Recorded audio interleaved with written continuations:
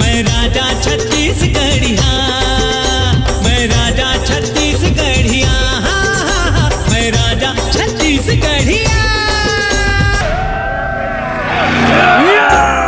उठाओ सब सामान में उठाओ, उठाओ, पकड़ो पकड़ो। जब का धान है सब उठा के गाड़ी में डालो रे। हाँ पंखों का घलोक डालो। हाँ कुछ नहीं बातना चाहिए, उठाओ सब गाड़ी में डालो। चलो दाऊ दाऊ ये मोर साल भर की कमाई है दाऊ, ये सब लोग कहाँ ले गए? अब 2 साल पहली बाड़ी में धान ले रहे, भुला गए इसका? पिछले साल सवैया बाड़ी सहित पूरा धान ला वापिस कर देना दाऊ जी।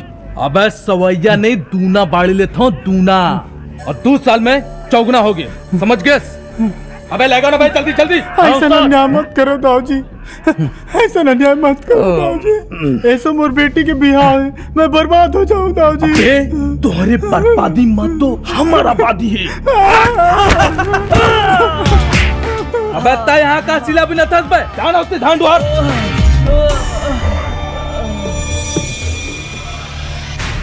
उठ काका, अब राजा आ गए और राजा छत्तीसगढ़िया के रहत में अब कोनो गरीब किसान के ऊपर ये पापी मन अत्याचार नहीं कर सकते। अबे मोर काम में ज्यादा टांग झनड़ा, नहीं तो तोर सब हीरोगिरी खुसेड़ दूं। अबे अभी तक मोर हीरोगिरी देखे कहाँ? मोर पिक्चर तो अब चालू हो ही बेटा, तब तोला पता चली असली सुपरस्टार काला कथी।